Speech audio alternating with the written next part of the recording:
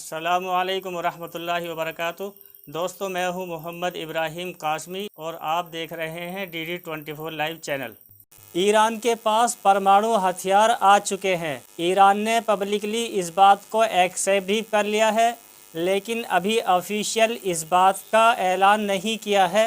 Iran के राजनीतिक अहमदुर्रसीन ने कहा है, हमने परमाणु हथियार हासिल कर लिए हैं, लेकिन हम इसकी घोषणा नहीं करते हैं। अमेरिका और इजराइल काफ़ी दिन से इस बात को लेकर परेशान हैं कि ईरान परमाणु हथियार हासिल कर रहा है या बना रहा है, लेकिन अब पहली बार ईरान के किसी राजनीतिक ने इस तरह से पब्लिकली इस बात को एक्सेप्ट किया है कि हाँ, हमने परमाणु हथियार हासिल कर लिए हैं। क्या वाकई में ईरान के पास परमाणु हथियार आ चुके हैं, या सिर्फ इस वक्त का जो माहौल है मिडल ईस्ट के अंदर, उसको देखते हुए ईरान इस तरह की धमकियां इजराइल और अमेरिका को दे रहा है? दोस्तों, फ़िलहाल मिडल ईस्ट में तनाव बढ़ा हुआ है और उसी तनाव से जुड़ी हुई कुछ बड़ी खबरें आपके सामने एक बार फिर से लेकर हाजिर हूँ। चैनल पर पहली बार आए हैं, सब्सक्राइब करके हमारे साथ जुड़ जाएं।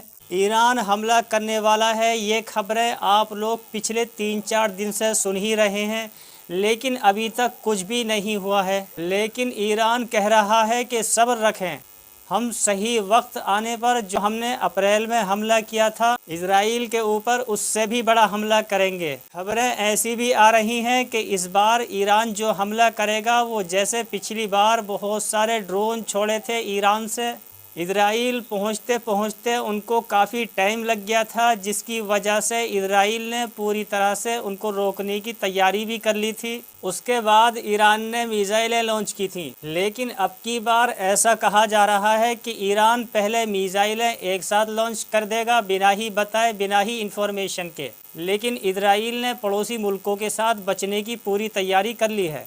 अमेरिका इजराइल को पता है कि ईरान हमला तो ज़रूर करेगा, भले ही अपनी इज्जत बचाने के लिए हमला करे, लेकिन ईरान हमला ज़रूर करेगा।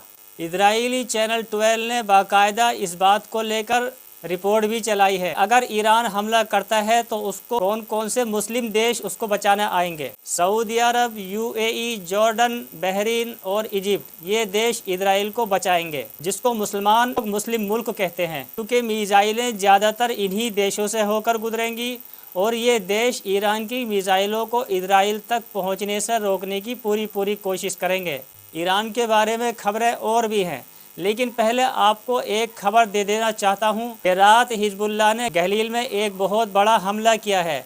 शुरुआती रिपोर्ट में ये बात सामने आ रही है कि तकरीबन 50 मिसाइलें दागी हैं, लेकिन ज़्यादातर मिसाइलों को आयरन डोम ने इंटरसेप्ट कर लिया है। इस वक्त का जो माहौल है, आयरन डोम पूरी तरह से मुस्तैद है। आयरन डोम अपनी तरफ आने वाली मिसाइलों को रोक भी रहा है। उधर एक खबर गाज़ा से भी है। गाज़ा के अंदर कल फिर एक स्कूल पर इजराइल ने हमला कर दिया, जिसमें 15 लोगों की जान चली गई। गाज़ा की नागरिक सुरक्षा एजेंसी के अनुसार IDF ने शनिवार को गाज़ा शहर में हमामा स्कूल पर बमबारी की, जिसमें 15 लोगों की मौत हो गई। उधर मिस्र ने ऐलान कर दिया है कि वो खतरे को देखते हुए लेबनान के साथ खड़ा रहेगा। वैसे ऐसा भी हो सकता है इजराइल की तरफ को आने वाली मिसाइलों को रोकने के लिए लेबनान के साथ मिस्र खड़ा हो जाए। दोस्तों, उधर खबर रूस से आ रही है कि ईरान को रूस हथियार पहुंचा रहा है। जिस तरह के हालात इस वक्त पैदा हुए हैं, एक युद्ध की स्थिति इजराइल और ईरान के बीच बनी हुई है। इस माहौल को देखते हुए रूस ईरान को हथियार पहुँचा रहा है। इस्माइल हानिया की मौत के बाद ईरान के एयर डिफेंस सिस्टम पर भी काफ़ी सवाल उठ रहे हैं। मैं पिछली वीडियो में बता चुका हूं। खबरें ऐसी भी आ रही हैं, कथित तौर पर ईरान ने रणनीतिक रूप से महत्वपूर्ण स्थानों पर रूस की सबसे ताकतवर जैम्पिंग संचार प्रणाली MRV-BN तैनात की है। रूस के पास ईरान के हथियार काफ़ी हैं और उधर ईरान भी अपने हथियार रूस को देता है। जिसके पास जो अच्छा हथियार है वो इधर उधर करते रहते हैं, लेकिन रूस इसमें ईरान के साथ है। उधर अमेरिका ने लेबनान में रह रहे अपने सभी नागरिकों को तुरंत लेबनान छोड़ने की बात कही है। अमेरिका सरकार ने आदेश जारी करते हुए कहा है कि भले ही आपके पास वापस आने के पैसे ना हो, लेकिन आप किसी भी तरह से कैसा भी टिकट लेकर वापस आएं। अगर आपके पास बिल्कुल पैसे नहीं हैं तो आप हमसे कांटेक्ट करें, हम आपको पैसे देंगे, आप तुरंत लेबनान छोड़ दें। चाहे अच्छा टिकट मिले चाहे बुरा टिकट मिले, कैसी भी फ्लाइट मिले, आप तुरंत लेबनान छोड़कर अमेरिका वापस लौटें। ईरान ने एक और धमकी दी है कि युद्ध की आशंका बढ़ने पर हिजबुल्लाह इजराइल में ज़्यादा गहराई तक नागरिक ठिकानों पर हमला करेगा। पहली बार इस तरह की बात कही गई है कि नागरिक ठिकानों पर भी हिजबुल्लाह फिर हमले करेगा। वैसे हिजबुल्लाह जो हमले करता है वो ज़्यादातर सैन्य अड्डों पर करता है और इजराइल जो हमले करता है वो नागरिक ठिकानों पर और नागरिकों पर करता है। लेकिन पहली बार धमकी दी गई है कि अब नागरिकों के घरों को भी निशाना बनाया जाएगा। उधर खबर तुर्की से है। तुर्की ने अपने देश के अंदर इंस्टाग्राम को ब्लॉक कर दिया है। तुर्की के एक अधिकारी ने इस्माइल हानिया को लेकर एक रिपोर्ट की थी। खतरनाक आदमी और खतरनाक संगठन का हवाला देकर इंस्टाग्राम ने उस पोस्ट को हटा दिया, जिसकी वजह से तकरीबन 85 मिलियन एक्टिव यूज़र इंस्टाग्राम ने खो दिए हैं। इसी बीच ईरान ने अमेरिका के ऊपर आरोप लगाते हुए कहा है कि इजराइल ने अमेरिका के समर्थक से ही इस्माइल हानिया की हत्या को अंजाम दिया है। भले ही कैसे ही इस्माइल हानिया को मारा गया हो, पहले से बम लगाए गए हों मोसाद के एजेंट के द्वारा या मिसाइल के द्वारा, लेकिन अमेरिका के समर्थक से ही इजराइल ने ऐसा किया है। तो दोस्तों, आपकी स्क्रीन पर जो ये दिखाई दे रहे हैं ये हैं मस्जिद अक्सा के इमाम साहब, जिनका नाम शेख अरीमा साबरी है। इनको इजरायली पुलिस ने गिरफ्तार कर लिया है। क्यों किया है ये वजह नहीं बताई है। चीन के राष्ट्रपति शी जिनपिंग का कहना है कि हमास इजराइल के बीच सीज फायर समझौते पर सिग्नेचर होने ही वाले थे, कि हमास सिग्नेचर करने ही वाला था, लेकिन इजराइल ने फिर से प्रतिरोध समूह के साथ इस्माइल हानिया को मारने के बाद अब सारे रास्ते बंद हो चुके हैं, वरना हमास सीज फायर पर सिग्नेचर करने ही वाला था। तो दोस्तों, ईरान हमला तो ज़रूर करेगा। ईरान की सेना जगह जगह पर तैनात भी हो रही है।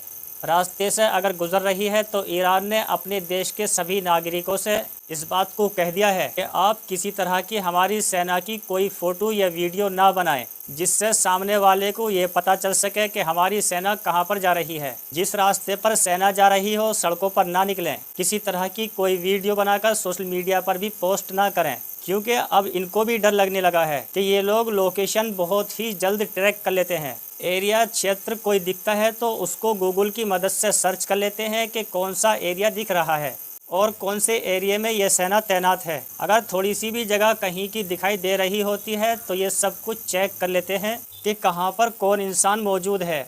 तो दोस्तों, अमेरिका इजराइल जो कुछ करते हैं सब कुछ एक साथ मिलकर ही करते हैं। जब पिछली बार अप्रैल में इजराइल ने ईरान की एम्बेसी पर हमला किया था तो उस वक्त भी अमेरिका ने कहा था कि हमारी मर्जी के बिना इजराइल ने यह हमला कर दिया, ना हमने इजाज़त दी और ना ही हमारी इसमें मर्जी थी और हम इजराइल से नाराज़ हैं।